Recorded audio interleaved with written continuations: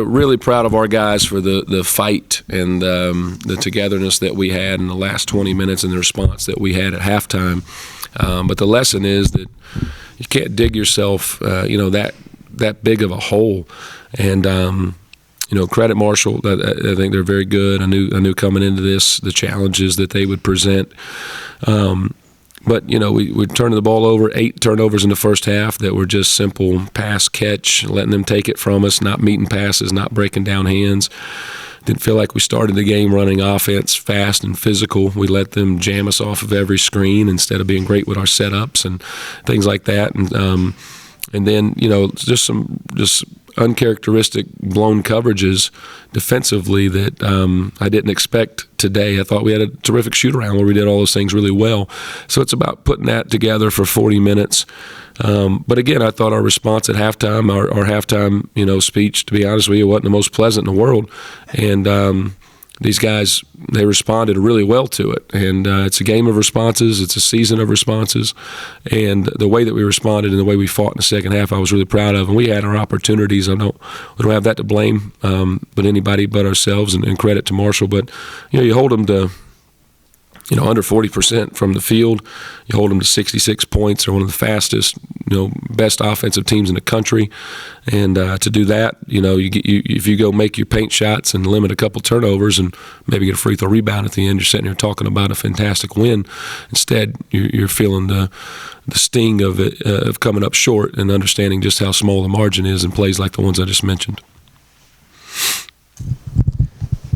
Yep. Along those lines, you talk about kind of the missed assignments defensively. They got some really wide open looks in that early 12-0 run. Yeah. Was that the most of it, or were there other missed assignments throughout the game, or did they kind of clean it up quickly after that? Yeah, those were the loudest ones. I thought we did a better job. Those were just like, woo, can't believe we made that mistake. Because we hadn't made that, you go back to our shoot-arounds and we really challenged our guys. We talk about getting kills, 3 stops in a row in a game. Well, we do it in practice now. We do it in shoot-around on game days. If you're going to do it right or you're going to do it again, that's the way it is. And we've been phenomenal with that. So I didn't expect those. A lot of them were just communication errors. And I think some of it was, it's the game of basketball is so, impactful one side of the ball to the other. So when you're getting sped up and you're not taking care of the ball and you're not having quality offensive possessions, it tends to mess with you and you don't lock in as much and execute defensively. But I thought we did a better job with that. I thought in the second half our changing defenses were really effective. Our zone press, our switching, did a significantly better job. I thought Eli gave us tremendous minutes and to being able to make some of those incredibly athletic, versatile plays that not many guys can make. But I thought we cleaned up a lot of those. But that 12-0 run was certainly was a bit baffling, to be honest. And, obviously they missed the 2 front ends late in the game.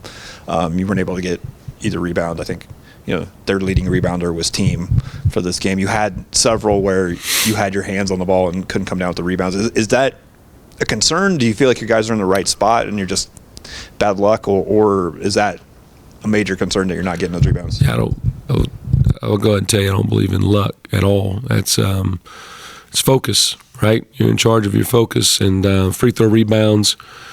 We run what's called a 16 in practice, 16 sidelines and 64 seconds for every free throw rebound we give up from the moment we start practicing. We play games, and it's a huge non-negotiable. And you got to be able to finish that possession right there. And, we were fortunate. So when I say we had our chances and we were self-inflicted, those are disappointing plays that we should be able to finish off.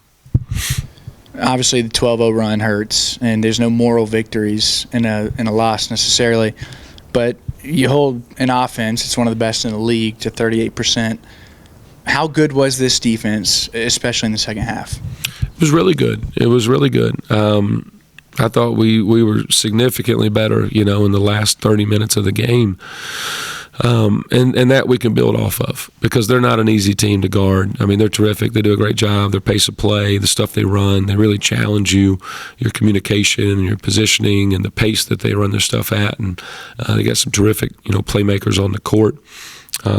Credit.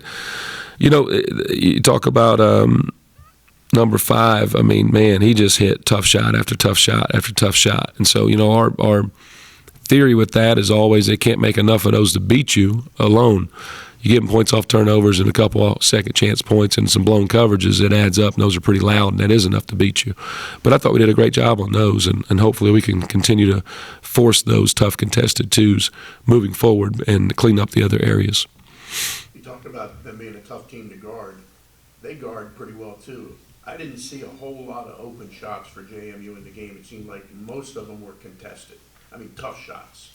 Yeah, they make you work for it. I think they're really physical. They pushed us out. I thought we got better in the second half, handling some pressure. It's something that we've got to just continue to get better with, right? Every team in the league is going to try to juice you up and do those things, and so you got to be able to, play with pace and still get your teammates and get into the areas and the spots that we feel like guys can be successful playing to their strengths without being blown up with the pressure.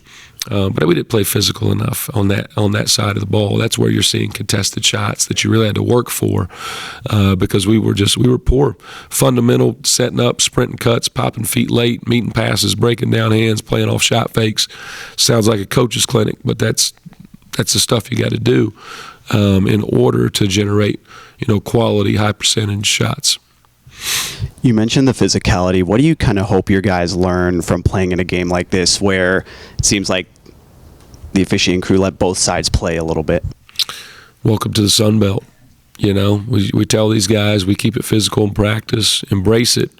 I'm typically not getting on officials when it comes to we're getting layups, we're getting post-ups, and we're not finishing them. Try not to get on them, okay? Probably do a little bit.